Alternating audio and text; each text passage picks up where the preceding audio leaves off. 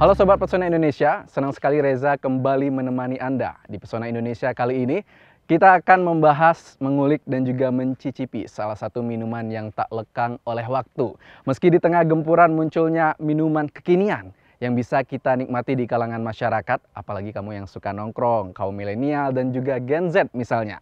Minuman yang satu ini masih bisa menjaga eksistensinya dari dulu hingga saat ini, disukai oleh semua kalangan masyarakat, baik ibu-ibu, bapak-bapak, orang tua, dan anak. Banyak yang gemar minum minuman ini, yaitu minuman kopi.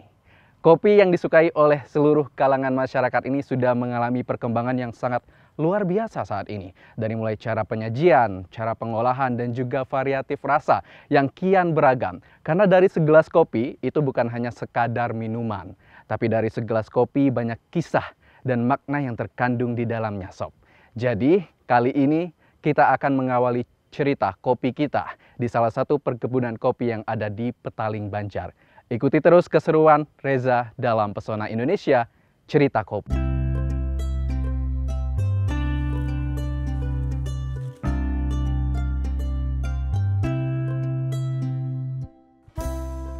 Bangka Belitung terkenal dengan timah dan lada putihnya. Namun ada yang berbeda kali ini dengan provinsi yang dikenal dengan Laskar Pelangi.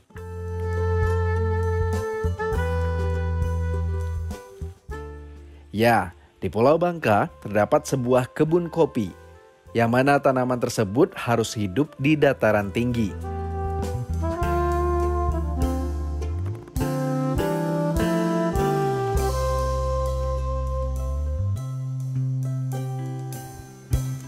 Halo Bang. Oi. Ini kelihatan lah merah-merah, hitam-hitam kok. Siap panen nih. Apa lagi nunggu lagi nih? Lanjut lah. Lanjut oh. Ini bibit dari mana Bang? Bibitnya asalnya dari Bengkulu, asal pertama. Oh, Bengkulu. Kita ngambil biji dari sana yang seperti ini. Nah, biji ini dari Bengkulu kita semai di sini, tanamnya di sini. Oh, ini biji ya. Nanti tanam sini. Kalau misal lokasi nanam nih Bang, tanah yang bagus nih tanah yang cemana? Jangan, kalau istilah kita Bangka itu jangan daerah lelap. Daerah lelap. Mesti daerah tanahnya kering. Kering juga jangan terlalu kering lah. Ada kelembapannya juga. Makanya kita kan daerah kita Bangka ini kan daerah terkenal dengan daerah panas. Betul. Maka kita mesti punya penaung. Nah, itu dia yang nak ditanyain juga. Penaung itu biasa berapa? Berapa tanaman apa yang dipakai gitu? Yang kita tanam untuk penaung ini petai. Petai. Nah, kenapa petai? Pertama daunnya itu kan kecil, jadi sinar matahari masih bisa masuk. Dan jarak tanamnya dia lebih jarang dari kopi, paling enggak itu 10 kali 10. Oh. Kalau dalam 1 hektar itu ya berkisar 100 batang petai. Jengkol juga bisa. Karena di samping untuk penaung dia juga bisa menghasilkan, ada nilai ekonominya juga. Berapa lama nih Bang kira-kira dari awal nanam sampai bisa kita panen itu berapa lama waktunya? Kalau kita hitung dari penyemaian, nah itu penyemaian itu 5 sampai 6 bulan. Setelah itu baru kita pindahkan ke media tanam yang telah tersedia. Itu 1 tahun 8 bulan udah mulai berbunga. Jadi 2 tahun lebih ya kita katakanlah 3 tahun lah udah siap panen. Nah Bang Marudi, untuk perawatan dari tanaman kopi ini agar bisa menghasilkan biji-biji yang berkualitas dan juga mengurangi dari gangguan yang ada di sekitar seperti misal serangga dan lain sebagainya, itu gimana Bang? Kita dari perawatan batang dulu ya. Perawatan batang dan biar biji kopinya itu berisi atau bernas istilahnya itu. Bernas ya. Nah, ini biasanya di dahan kopi ini ada timbul cangkang. Cangkang-cangkang ini yang masih ini kan dibersihin nih. Cangkang kayak seperti ini. Nah, ini perlu kita bersihin. Tujuannya supaya kualitas kopi yang ada di dahan ini nggak terganggu. Oh gitu. Nah itu kalau hama ya. Iya. Nah, kalau hama ini biasanya ada yang namanya itu hama penggerek. Dengan hama penggerek itu dia bisa menimbulkan kopi itu ada yang kopong sebelah. Nah kalau kita cara menanggulanginya itu menggunakan semacam perangkap gitu. Perangkap. Ya organik, kita nggak menggunakan pestisida. Jenis apa hama itu? Serangga atau binatang besar? Ya jenis serangga. Ada yang kecil semacam ya penggerek lah kalau biasanya di kopi nyebutkan. serangga gitu ya. Ya. Ada juga misalnya musang atau apa itu, ada nggak pernah mengganggu tanaman kita? Kebetulan mungkin kita di Bangka ini musangnya udah pada habis. Udah pada habis ya. Nah, jadi ya alhamdulillah sampai sekarang kalau hama yang besarnya seperti kera, lotong itu nggak ada ya. Ya. Jadi hanya serangga-serangga kecil aja ya. aja. Tinggal kasih penghalau hamanya tersebut. Nah, itu pakai organik itu. Oh Semacam iya. perangkap. Ya. Kalau misal manennya itu ada cara-cara tertentu nggak, atau memang kayak manen biasa? Apa biji-biji yang bisa masuk kategori layak panen itu yang gimana? Kita ngelihatnya itu dari Kita apa? Gitu? ada namanya kopi itu kan ada dua macam proses. Ada Iya. proses basah dan ada proses kering. Betul. Natural. Kan? Ya. Nah, kalau biasanya digunakan untuk proses basah itu kita petik merah. Nah, petik merah seperti ini. Nah, ini biasanya nanti kan setelah ini kita mesin pulper nih. Ini dipisahin kulit luar. Tinggal ada nanti di biji kopinya itu ada kulit ari lagi.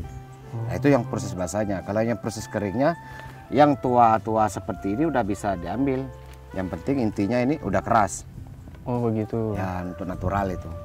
Kalau udah agak kekuningan gini berarti? Udah pokoknya udah keras. Kalau yang hitam itu gimana? Hitam itu berarti sudah matang banget berarti? Tergantung. Karena apa namanya, yang hitam itu bisa karena dia hangus penyakit ya.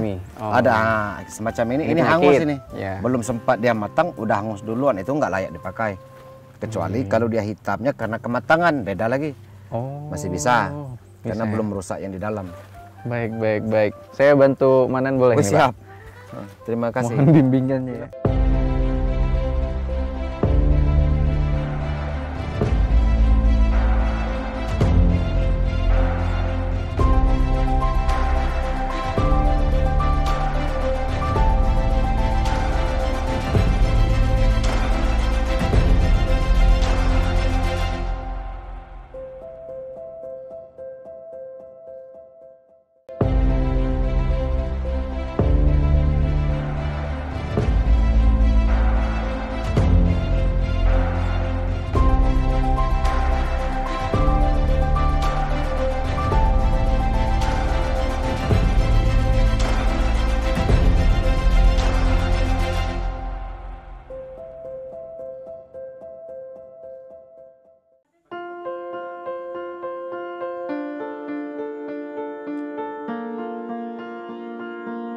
Cara merawat dulunya kita dari pola tanam dulu. Kalau pola tanam itu kita dulunya dengan cara tanam umumnya di Indonesia itu dengan jarak tanam ya.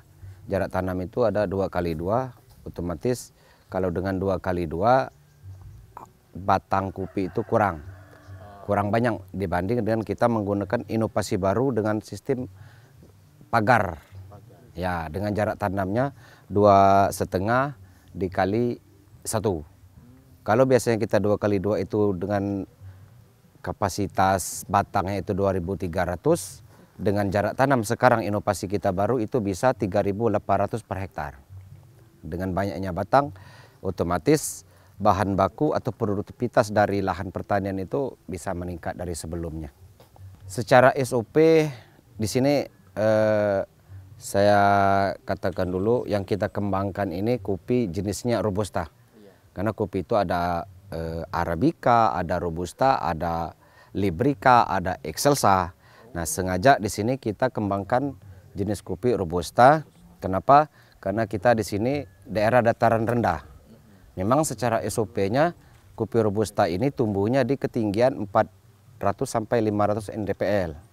Nah, sementara di kita ini tepatnya di sini di Petaling ini cuman ketinggian 40 mdpl. Kalau secara SOP tidak masuk. Namun kenyataannya buah kita nggak kalah saing dengan daerah-daerah lain. Ini kalau cuaca mungkin pengaruhnya ini di waktu kembang apa pembungaan. Yang biasanya itu mempengaruhi itu kalau curah hujannya terlalu ekstrim itu bisa mempengaruhi pada pembungaannya, bisa menjadi busuk. Nah, kalau di musim terlalu panas juga itu bisa berpengaruh hangus kembang kopinya itu. Jadi mestinya di waktu pembungaan itu cuaca itu ya sedang-sedang, ada hujannya, nggak terlalu panas juga, nggak terlalu curah hujan juga. Ya alhamdulillah dengan adanya bukti, kalau sebelumnya kan yang memulai itu nggak ada. Karena kendalanya mereka pertama itu tadi yang ku bilang tadi, itu mereka kalau mau tanam bibitnya dari mana, terus mereka panen hasilnya mau dibuang kemana. Nah jadi itulah yang kita ketampung sekarang. Untuk pembibitan tentunya kalau kita secara pribadi atau kita mandiri berkembangnya itu lambat. Tentu di dalam hal ini kita ya butuh support dari ya pemerintah kita daerah setempat. Harga karet ini harganya murah sekali, Pak. Dan tidak bisa mencukupi untuk kebutuhan keluarga saya, Pak. Makanya saya ini beralih ke budidaya kopi sekarang nih, Pak. Sebenarnya itu tidak terlalu istilah berbeda. Tergantung tinggal niat kita dan masalah hasil nilai jualnya ya, Pak. Sama saja kalau masalah petani ini. Tapi saya beralih ke budidaya kopi ini karena bagi saya perawatnya ini gampang-gampang susah, gimana itu? Dibilang susah, dibilang enggak. Tergantung niat kita aja ya. Yang pasti di bawah ini harus bersih kan.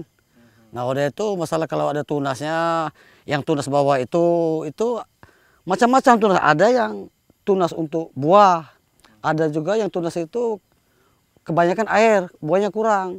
Kalau dalam satu tunas itu, kalau ada yang satu tunas, ada cabangnya 2 di atas, itu dibuang itu. Itu tidak bagus perkembangannya.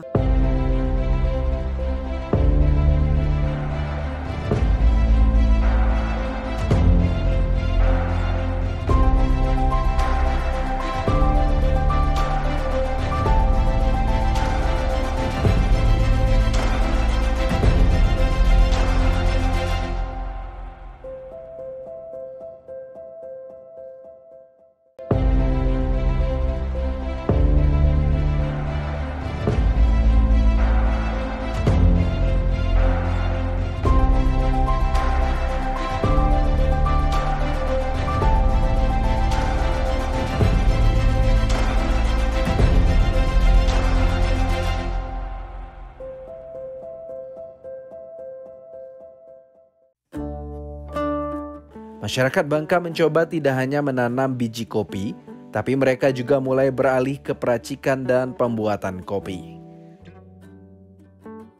Halo Ko. Halo. Saya ingin pesan kopi yang paling rekomendasi di sini apa ya? Iya, kalau sekarang kita di Bangka, saya rekomendasiin itu kopi Bangka. Kopi Bangka. Iya. Jadi jenisnya kopi Bangka. Kopi Robusta. apa itu? Robusta ya? Iya, Robusta Bangka.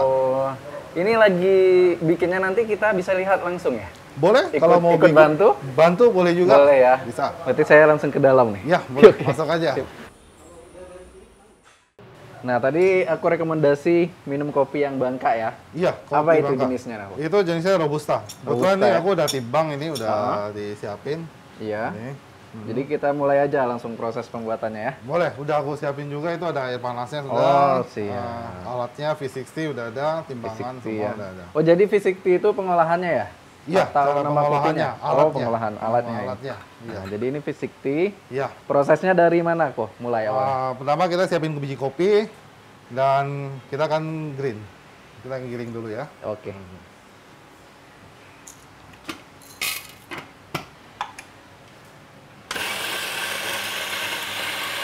Dihaluskan gitu ya? Iya, dihaluskan dulu. Baunya sudah terasa kok. Ya. Ya, ini. Kalau mau cium boleh, harum sekali. Mhm. Nah, khas Bangka sekali itu. Bangkanya itu dari mana nih kok? Di semua area Bangka udah mulai nanam itu. Sudah mulai tanam ya? Udah mulai nanam. Nah, jadi nggak di satu daerah aja. Banyak gitu. Ini siapin ini, paper filternya. Filternya. Itu kita basahin dulu. Basahin dulu ya.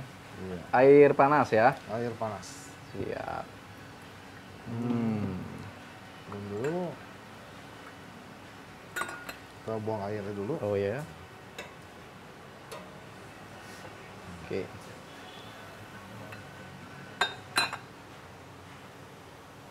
Ya, berikutnya kok? Boleh? Tuang Langsung? kopinya? Iya, tuang kopinya aja. Kita tuang. Oke. Oh, masih ada kok? Masih ada. Ya, apa-apa. Iya. Iya, tinggal kita ratain aja Aha. kopinya. Oh, Oke. Udah boleh mulai seduh ini. iya. tuang pelan-pelan aja. Pelan-pelan ya? Ya. Seperti ini? Ya, sampai gerakan memutar. Oh, begitu. Ya, sampai di angka 45. Gitu. Kita tunggu. Nah, ini namanya blooming. Blooming. Ya, blooming, sampai proses blooming ini. Sampai di detik 40 atau 45 kita tuang kedua. Boleh? Oh, tuang kedua. Iya. Oh, jadi bertahap ya, Ko? Iya, bertahap. Kita di prosesnya 3 kali tuang aja. 3 kali tuang. Iya. Ini udah kalau mau itu udah aku siapin gelas juga. Ya. Oh, siap. Nah,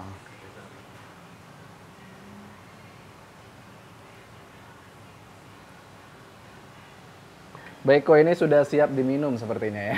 oke. Nanti saya minum di luar atau ada lagi nih kopi yang mau aku sajikan biar saya cicip dari Geraha Otak-Otak ini?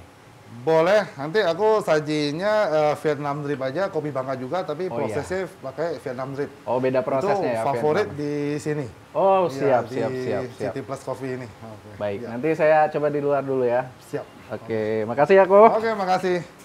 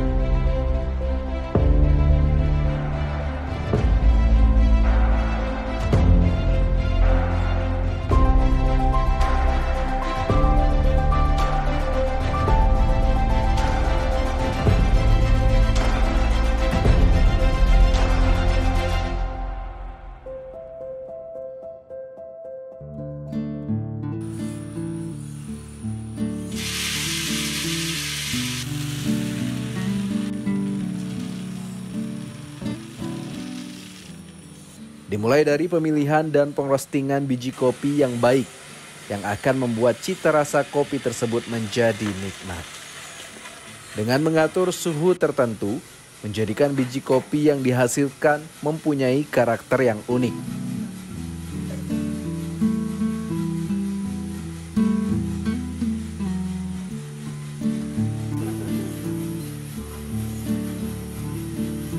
Itu dimulai dari saya sendiri dulu karena penyuka kopi.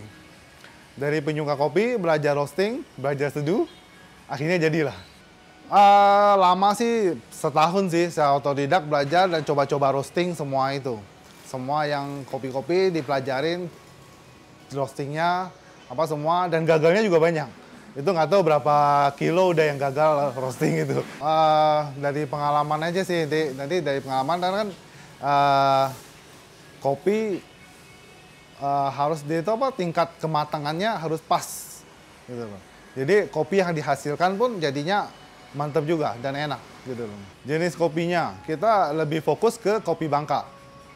Sebenarnya kalau kopi dari Aceh sampai Papua sih ada, cuma lebih fokusnya ke kopi Bangka kita sendiri. Kalau dari kopi Bangka sendiri kita ada beda mungkin karena pengaruh dari tanah yang di Bangka sini. Jadi kopinya hasilnya lebih pahit dan orang Bangka sendiri kan kita sendiri juga lebih suka kopi yang pahit. Jadi pengaruhnya kopi Bangka ini jadinya lebih pahit dibandingkan kopi yang lain gitu loh. Gitu. Pahit dan agak sepet sedikit gitu loh. Jadi ada khasnya sendiri untuk kopi Robusta Bangka ini gitu.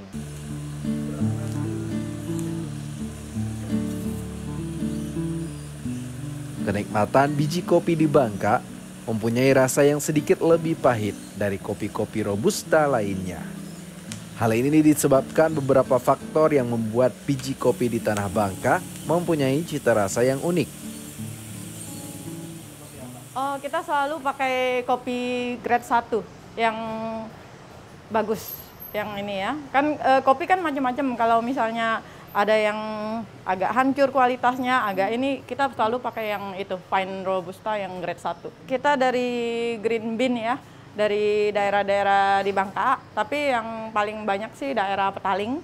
Nah, itu yang lebih banyak itunya, penghasil kopinya.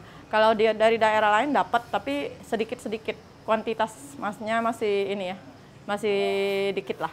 Jadi dari situ kita beli green bean-nya, terus kita roasting di ini kedai kita. Itu untuk dapat kopi yang mantap itu, kebetulan kita dari petaninya itu kita petik merah. Itu apa namanya, cherry-nya itu cherry merah. Jadi kopinya lebih mantap. Enggak campur-campur ya, hijau, merah, kuning apa enggak. Jadi petik merah itu lebih mantap dia. Kebetulan dari supplier kita itu petik merah, dan kebetulan udah apa ya, udah ibaratnya ahlinya kopi lah.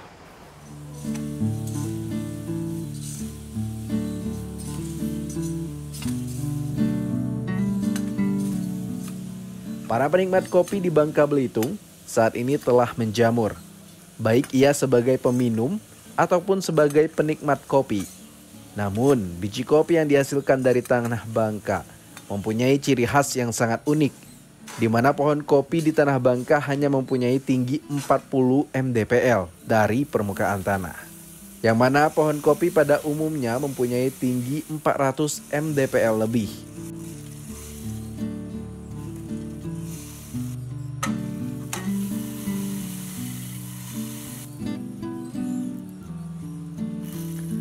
Keberadaan kedai kopi di Bangka Belitung tak lepas kaitannya dengan aktivitas penambangan timah. Para pekerja tambang timah di Pulau Bangka biasanya mengisi waktu istirahat setelah setengah hari bekerja dengan minum kopi. Mengonsumsi segelas kopi lokal cukup prospektif dikembangkan, apalagi disertai dengan keahlian pengolahan biji kopi sampai meraciknya menjadi sebuah minuman yang merupakan keahlian turun-menurun yang dilakukan oleh orang-orang Bangka, terutama peranakan Tionghoa.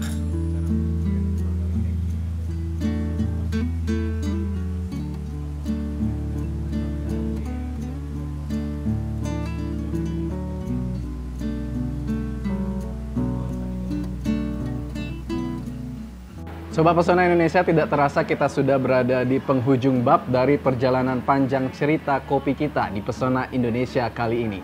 Dari segelas kopi ini banyak kisah yang terkandung di dalamnya. Dari mulai petani yang menanamnya, memisahkan biji dari buahnya, kemudian proses sangrai, proses pengolahan, dan akhirnya terseduhlah segelas kenikmatan ini. Untuk para pecinta kopi yang ada di luar sana, pahit dan manis tercampur adalah suatu kebahagiaan. Seperti kopi yang bisa dihidangkan ketika hangat ataupun dingin. Tambahkan gula jika terlalu pahit, atau hangatkan jika terlalu dingin. Seperti itulah hidup, kita sendiri yang menentukan tingkat kenikmatannya. Saya Reza, sampai jumpa di Pesona Indonesia berikutnya.